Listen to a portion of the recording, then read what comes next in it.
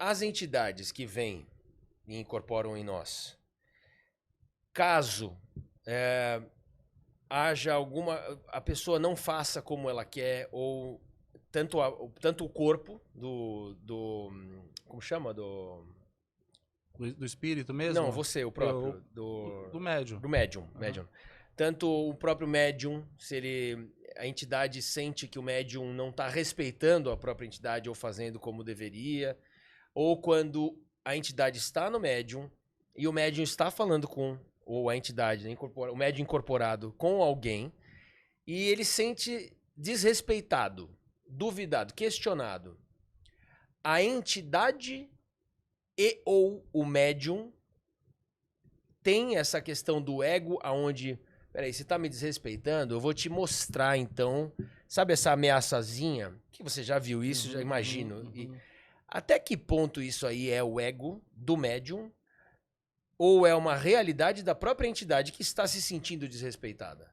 Irmão, eu não posso negar que pode haver, sim, entidades que podem se sentir desrespeitadas e por isso vão mostrar a verdade, vão provar alguma coisa, mas não é o viés da espiritualidade nunca, né? Não é esse o ensinamento que a gente carrega, de que as entidades estão brigando para serem aceitas. Por ego. Por ego, não é. Agora, não posso ignorar que Exu, que é um espírito mais humano, mais igual a nós, mais dentro dessa nossa realidade carnal, eles estão muito próximos ao nosso mundo. Se estão próximos ao nosso mundo, estão próximos também dos sentimentos do nosso mundo, das emoções, os vícios, os pensamentos, os padrões destrutivos e não. Então, eu posso dizer que, olha, não é incomum, de repente, um Exu vir aqui e falar, você está duvidando? Sabe, uma pombagira falar, você quer que eu te mostre? Sabe, você não está acreditando no que eu estou falando? Agora, as entidades não brigam também, não. Eu não vejo muito isso acontecer, mas eu não posso negar que isso pode acontecer. Sim. Agora, é mais do médium, né? A maior parte dos casos é um médium querendo aparecer, né? E que, infelizmente, existe, irmão. Sim, são humanos. Infelizmente, existe. O médium querendo aparecer, o médium querendo um destaque, um reconhecimento, uma notoriedade. Isso, infelizmente, existe. Quando a gente vai buscar ajuda por meio de uma entidade que vai estar incorporada em alguém, a pergunta que a gente tem que fazer não é sobre a entidade. Que entidade é essa? Essa entidade é boa? Não, é quem é o médium. O médium é sempre você tem que sempre analisar o médium. Se não for alguém que você conhece, alguém que não tem uma referência, não tem o mínimo de credibilidade enquanto à seriedade de um trabalho, nem tudo que vai sair da boca daquele médium, mesmo que ele se diga incorporado de Jesus Cristo, você não tem que acreditar. Verdade. Você não é obrigado a acreditar e nem deve. Né? Eu acho que esse ponderar também o que chega até você, porque hoje também tem isso, as pessoas às vezes ouvem uma verdade, levam aquilo para a vida e muda a vida dela, houve uma barbaridade de um guia, ou de um espírito incorporado no médium, houve uma barbaridade, leva aquilo para casa, muda a vida dela numa decisão que ouviu daquela entidade, totalmente equivocada, e sei lá, e a vida vira de cabeça para baixo. Isso tudo, o terreiro de Umbanda, ele é um lugar muito fértil de pessoas que estão buscando ajuda e estão dispostas a uma transformação. Só que também é um ambiente onde está repleto de médiuns despreparados. Sim. E que vai transmitir uma mensagem equivocada, distorcida. E não por mal, às vezes não por mal. Às vezes não por inocência. mal. Às vezes não por mal. E isso vai fazer, às vezes, com que a vida da pessoa desande. Isso pode acontecer, sim. Tá? Pode acontecer. Quando a gente fala de também ainda nessa linha do questionamento. Tô indo nesse começo com vários questionamentos aqui, até para as pessoas também poderem tirar dúvidas. Essa linha do questionamento, por exemplo, o casa de ferreiro, espeto de pau, aquele velho ditado. Por que digo isso? Porque muitas vezes as pessoas buscam a ajuda para prosperar, melhorar de vida, até mesmo relacionamento, uma série de coisas. E quase como ir num dentista e o cara ter o dente todo estrupiado. Você fala, como que eu... Ou ir num personal trainer e o cara não tá super... Não sei o que lá. Você começa a achar, pô, como é que eu vou acreditar que essa pessoa vai fazer o que eu vim aqui se o próprio não tá onde eu, pelo menos, o colocaria, né? Como sendo... Esse é o role model, como chama o meu modelo, né? Você sente que isso é algo nos terreiros, não só em terreiros, mas o médium em si, é assim porque quando vocês, médiums, é uma missão. Então não trata-se de você. Vocês estão prontos para ajudar, para fazer magia, para fazer oferendas, para orações, essa conexão, conselhos e para o próprio. Por que muitas vezes a gente vê incoerência onde...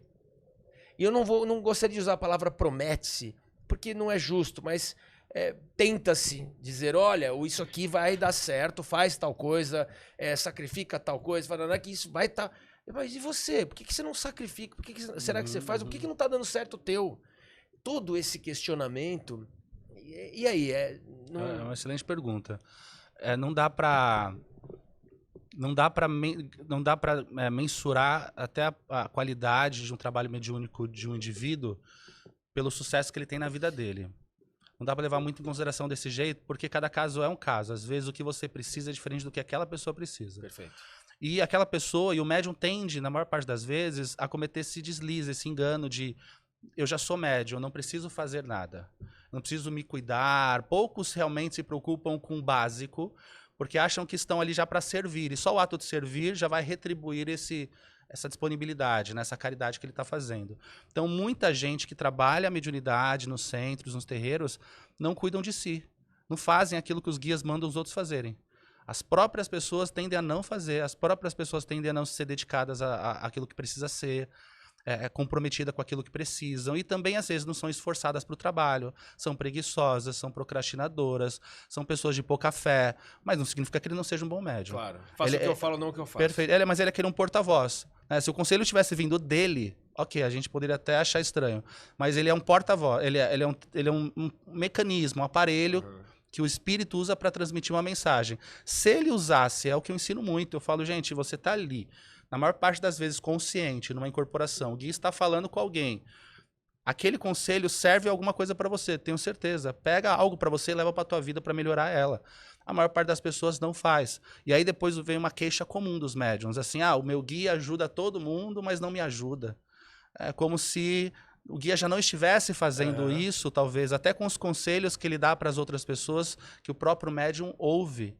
Então é muito indisciplina, acho que é muito falta de comprometimento. Também anseios, buscas, ambições, todo mundo tem a mesma ambição. O consulente vem às vezes querendo morar bem, ter um carro bom, um bom emprego, mas o médium às vezes não quer, ele não visualiza isso para a vida dele, ele teve uma criação de escassez, ele tem uma base de crenças limitantes que o puxam para baixo, mesmo ele sendo excelente médium.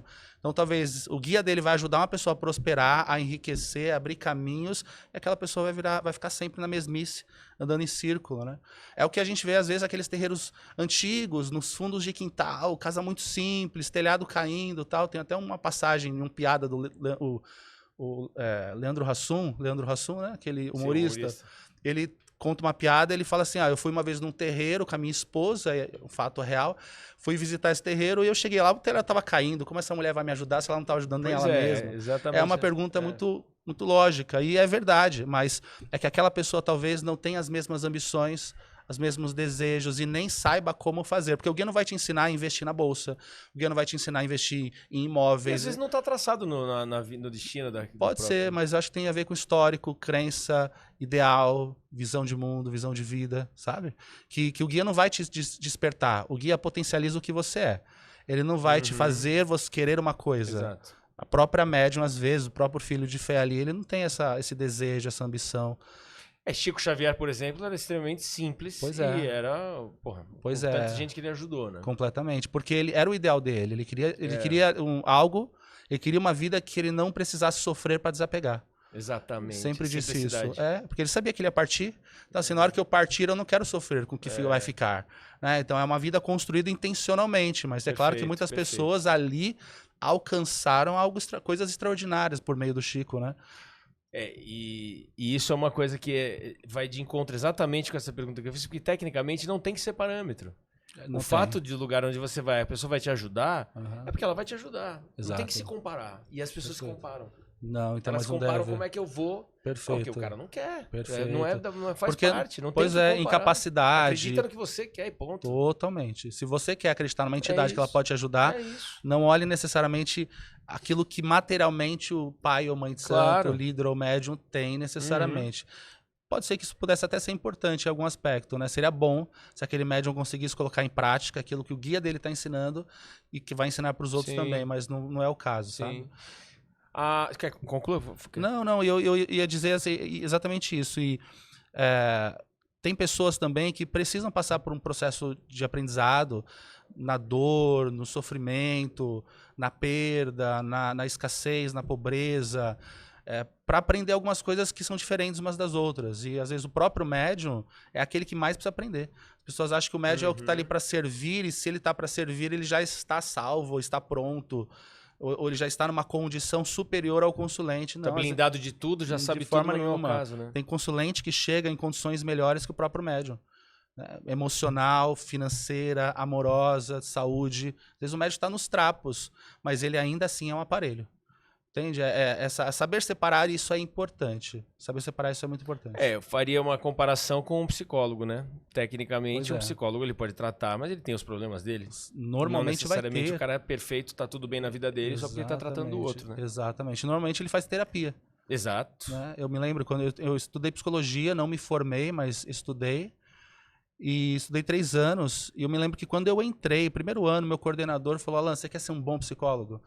Faz terapia. Com certeza. Todo psicólogo bom faz terapia há anos. E na época eu não fazia, né? Então eu me lembro de ter entrado na terapia, conhecido algo que era novo para mim, né? Então eu digo isso, eu acho que todo mundo está no seu processo. Né? Mesmo aquele que está transmitindo, fornecendo ou transbordando alguma coisa, né? A gente até saber soltar esse julgamento, até faz parte de você poder enxergar o espiritual que está por trás daquele ser. Isso é importante. Isso que o seu professor de psicologia falou faz sentido, na verdade, para tudo. Porque em qualquer área, ainda mais de liderança e de cuidado com o outro, enfim, você tem que se colocar do outro lado. Porque aí você também vai saber, quando você estiver atuando, como é que estar naquele outro lugar. Vai te ajudar a ser um profissional melhor, uma pessoa melhor, sem dúvida nenhuma. Completamente.